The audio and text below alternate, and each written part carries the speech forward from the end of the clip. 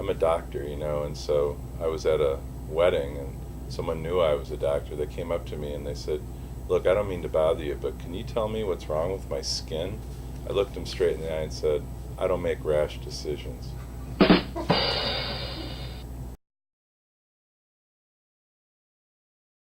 I feel that a lot of parenting is flowing with the situation and learning how to be flexible, how to work with a situation to find a way to solve it. And one of the great pediatricians that was here in Ann Arbor, Dr. John Gall, he wrote a book called Elegant Parenting, which is still a classic. He and his wife Beth, who had been a patient of mine, wrote that. And it's really kind of a book of strategies of how to be a parent and deal with situations. And they joked about having 110 ways to deal with any situation. So part of it is learning to use humor. Part of it is being flexible and adaptive and not rigid. And so when people come in with different belief structures, I try to create a partnership where we're going to resonate as partners in a way that will be successful for them. And I think sometimes people get caught in a box where they only have one approach. And I've seen, unfortunately, a lot of parenting go downhill that way, where people just say, this is how it should be, and their kid might have a different spirit or a different way of being in the world. And if they don't find another avenue, that's another reason why I try to use a lot of different ways to get people better. Because some people, traditional medicine works just like traditional parenting style. Some, you have to be ready to adapt. So I think they're extremely linked. I have a repertoire of jokes I tell my pediatric population, because probably 10 to 20% are children, and I love it. That's another thing. I love when kids learn what a joke is and get a sense of humor when they actually get it, or why something's funny.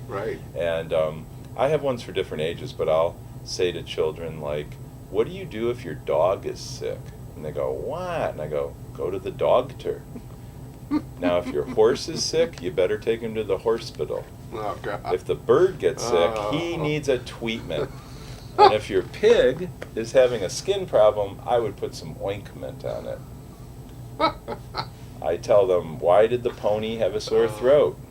He was a little hoarse. Oh, goodness. So these are the bad jokes. Okay, all right. But kids like them, and, you get them laughing, and then they're feeling more at ease.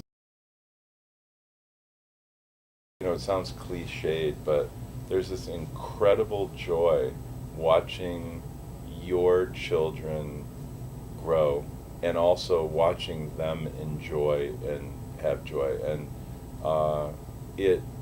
this past Father's Day was incredible. It was just, I don't know why, but it just worked out to be a great one. And my son is, just finished his first year of college, and my daughter's about to start high school.